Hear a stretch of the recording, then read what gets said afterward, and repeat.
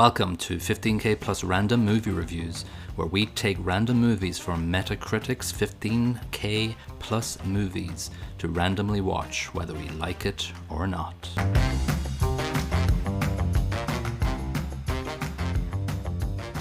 Hello and welcome to episode 20 of 15K plus random movie reviews. This is Colin. And this is Niall.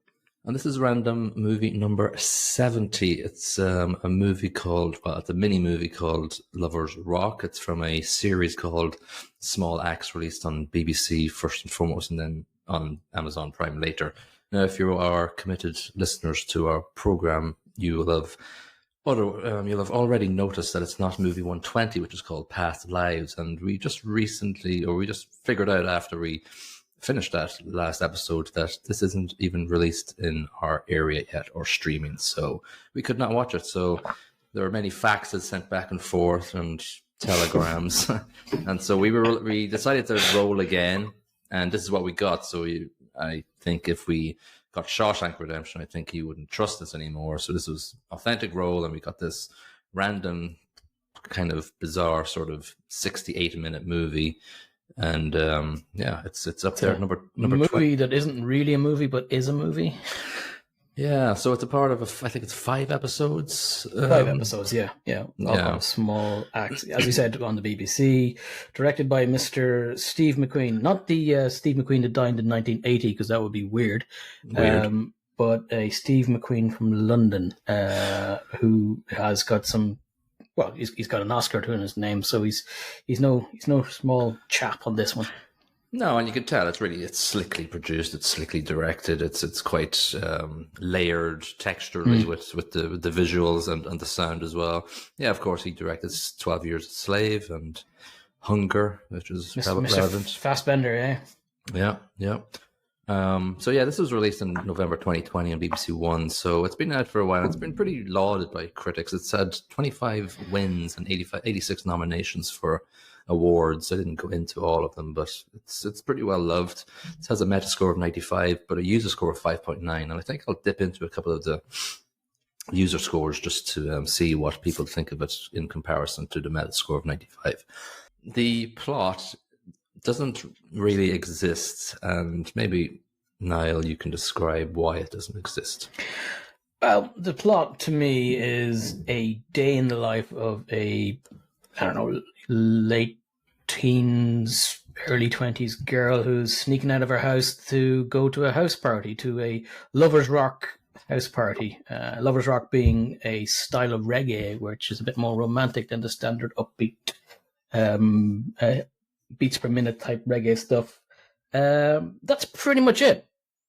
Stuff happens. There is a bit of an arc to it. She goes out with her friend. Bad stuff happens halfway through.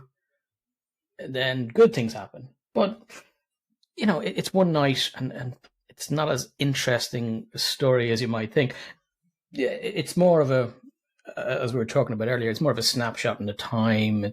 It describes a musical movement. It describes a culture at the time in London. So it is interesting, but there ain't no plot. Yeah, I agree. It is actually interesting to watch. It's 68 minutes. It feels a little longer, I think. Yeah, there's a reason why it feels long, and we can probably get into those. There's a couple of pieces that were needlessly extended. We'll talk about it in a minute when we get to it, but silly it could games. Have been 20. Yeah. Why? 10 minutes of that. Why? It was quite cool, but then it's repeated 3 times, I think. 3 times, yeah. And, halfway through the second time, you're like, okay, I get it. Stop. Yeah. Well, the movie starts off, I think I was like, okay, so they're obviously setting up for a party. It's a girl's birthday party. And I think I realized it wasn't really going to be much of a plot to it, because it really took its time showing you the intricacies of setting up an amp and moving in some music equipment. Yeah, and you splicing the wires. Yeah, stuff you don't need to see, really. Kind of filler, but not completely pointless as well, though.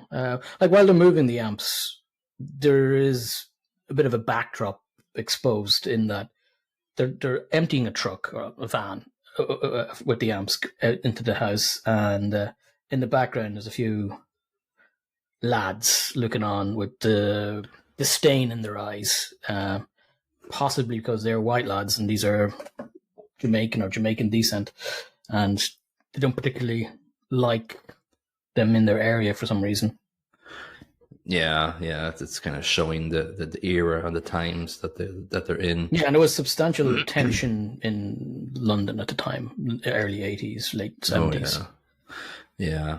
I kind of look back on it now, and I understand that it's not meant to be a plot-driven movie. And now that I look back on those, the cables being plugged into the amp and the microphone being set up and the DJ doing some solo riffing on his own. Yeah. It adds to the texture of the movie. Does it have a plot? No. But it's a very visual, a very obviously sound based, and there's almost to a smell to it. Like the scene in the kitchen where they're cooking up this goat curry. Food looks amazing. You can almost taste it. It's, as you say, the plot's not that important to it. It's more about the feeling of what's going on. Yeah, and I think talking about it now kind of makes me appreciate it more.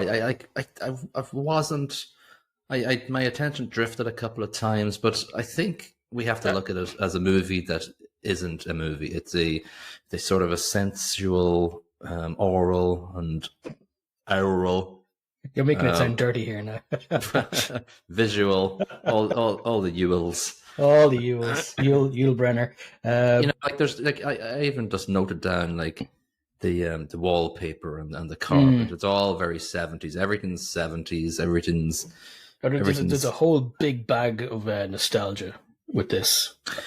Yeah, and we shift from the DJ setting up to the two friends sitting outside on the swing, waiting for the bus, running for the bus to get to the Lovers Rock party.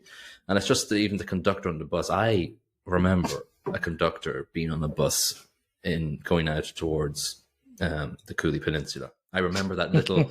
I remember the metal chrome of the machine and the I do as well. The twirly handle. That's not last week. no, that was early 80s probably. And that was that's when it died out. It died out, but it actually was very well done, and she's all very in a party mood, and this comes back later in the movie, but she sees a man carrying a cross, and she a bit of a double take, as you would. A bit of a double take, but it also makes her reflect. She's skipping out of her bedroom window, and the whole movie ends with her climbing back in, and the minute she touches her head on the pillow, her mother shouts, "Time for church!" And so it's like, I've kind of been there. I can associate with that, but and there was at the very last scene before that, there's a man picking up his cross again, the same man. Yes. Just as they're heading home from the party. Yeah, packing up the party packing up the cross as they pack up the. He was putting it together, wasn't he? He was putting it. Yeah, back he was together. folding it back out, which was kind of freaky. Because they were finishing up their partying, and he was just getting up to commit himself to Jesus. I guess that's the message that's happening there. It's the kind of changing of the guard from naughtiness during the night to servitude during the day or something. Off the mass. Off the mass, yeah. She'll probably see that guy with the cross in church, probably. Yeah. It kind of it cuts to the bouncer outside, and everybody's going in, and the girls get in for free, and the boys are charged money. And we see a guy in a red cap lurking across the street, and you go, okay, something's going to happen with that dude later. Something, boy, yeah, something certainly does. But the party gets going, and it's they're getting jiggy with it, right? That plays. That's it's not Will Smith's version, but getting jiggy with it. I don't know if it's actually called getting jiggy with it. The original, probably not. But it's not. No, that's they all start, and it's pretty much just a music fest, and just the movement of bodies, and the music going through them, and the whole Lovers Rock. There's a whole heap of gyrating and grinding and all that fun stuff. Yeah, and then it's actually the kung fu fighting scene was actually really cool. Very funny. I thought I enjoyed it. Yeah, it was fun. It's like a whole. It pretty much plays nearly the entire song, and they're doing all the movements in this small living room, and yeah, it's fun, and it shows you the joyfulness that that music was giving them, because you know back then you're waiting for the radio station to play a song, hopefully that it's one you like. I enjoyed as well. It's kind of like, because lovers rock is defined as romantic reggae. People going to a lovers rock party, you're going to, well, score, if you will. You're trying to hook up.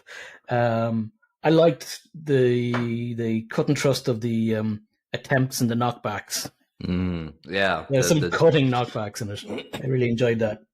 The dance of the partnering up, surrounding the actual dancing. It actually reminded me of there's a dance in Billy Brennan's Barn Tonight, that poem, the Irish poem, because people go by in twos and threes. That lyric, that line from that poem, and it's very much like people getting partnering up, and then you see the people on the outskirts. Just better, way better music. Let's be honest. Yeah, true. Yeah, but the same sort of release. You know? Oh, absolutely. Yeah.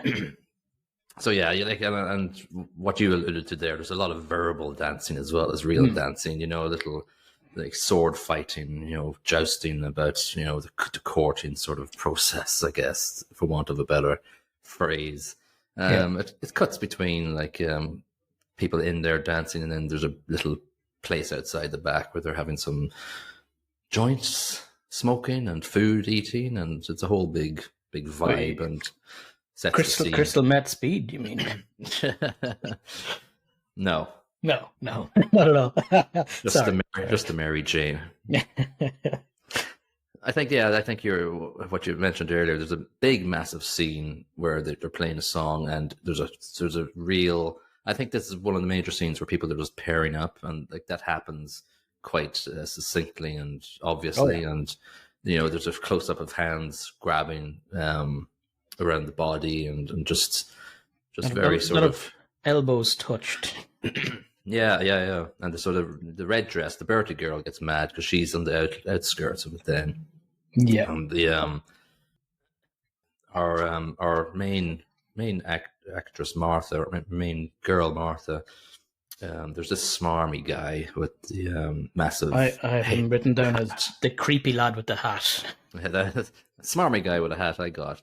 Anyway, he's really obnoxious, and he tries to get in with Martha, but Martha's already found a little dude, and hooked up with Franklin, who seems like he's got a gift of the gab, but he seems like a reasonable bloke, unlike creepy lad with the hat / smarmy guy.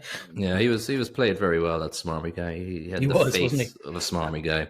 Yeah, so Martha's friend legs it because she's seen Martha score, as you put it, and Martha tries to run after her in the street, and that's when the four white racists are in the street. And that was quite a bit of a segue into from a night out story to we'll slap in some pretty severe racism. Yeah. Like the noises the guys were making clearly intended to intimidate, but they all scarpered smartish though when the bouncer guy, who's huge. Basically, tells him to jog on.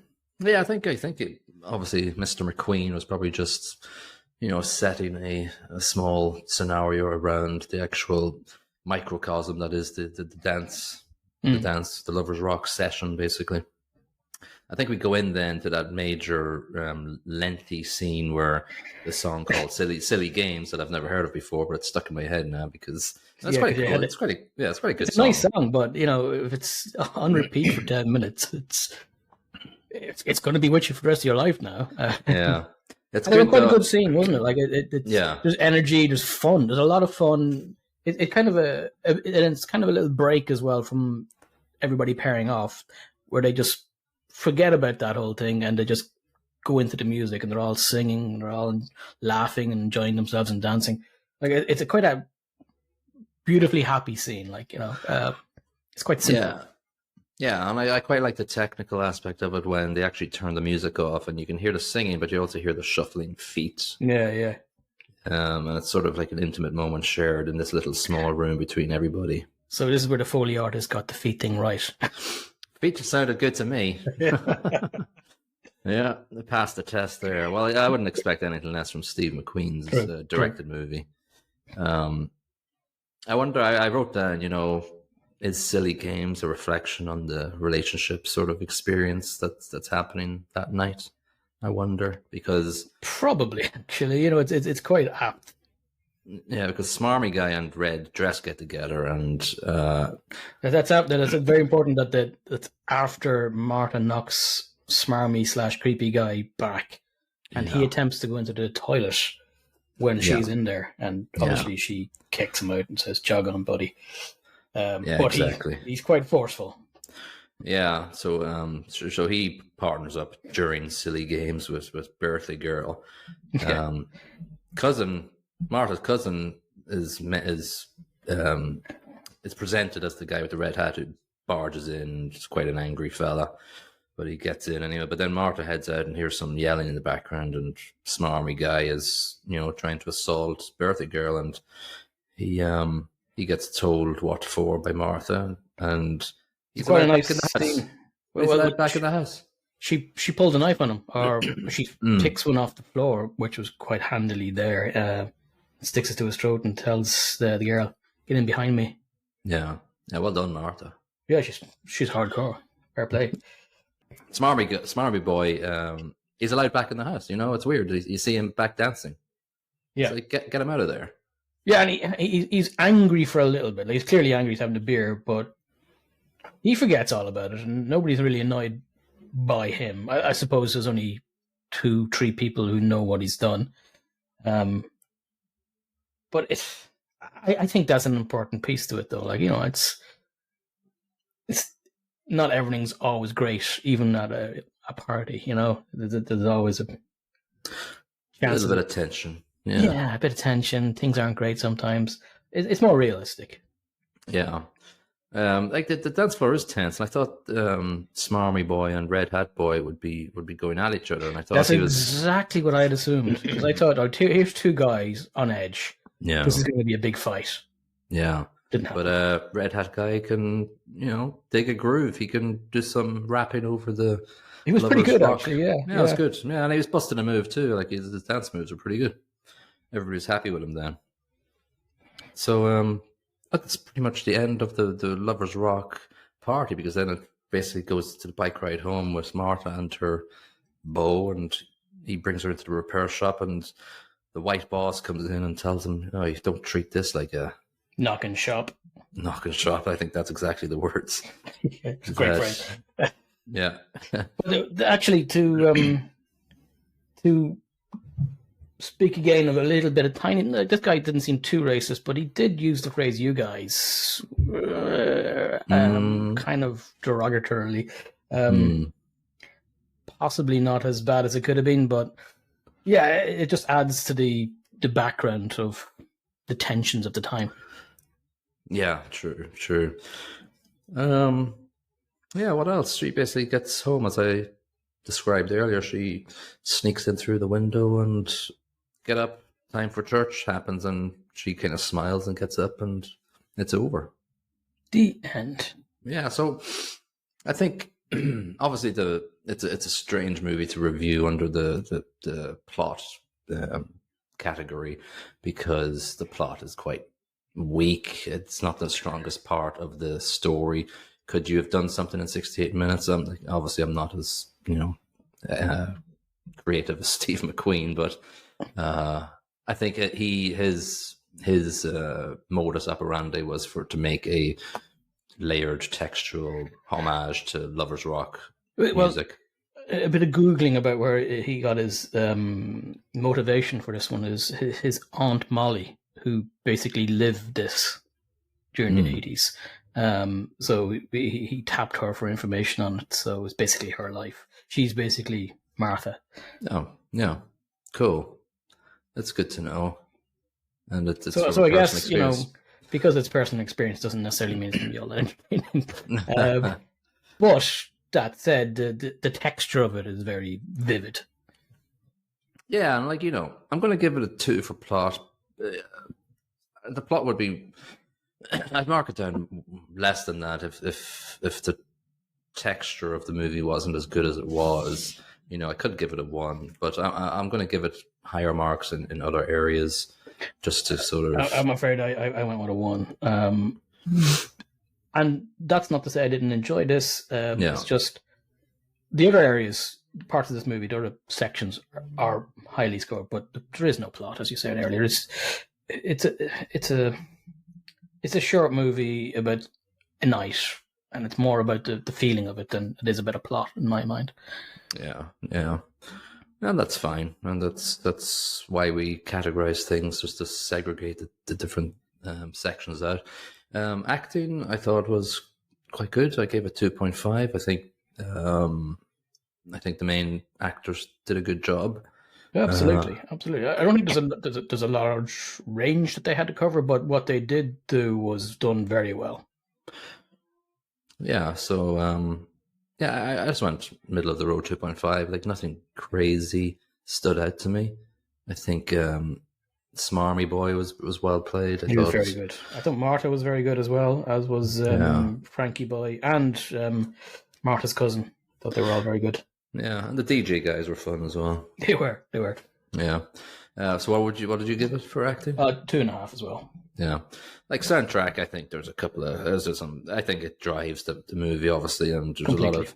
I'm very happy that I'd never heard of lovers rock genre before, and it's pretty good to get some more knowledge about other music things that I would never listen to. I gave it 4 out of 5. I thought soundtrack was the heart and soul of the movie, and it pretty much drove it home.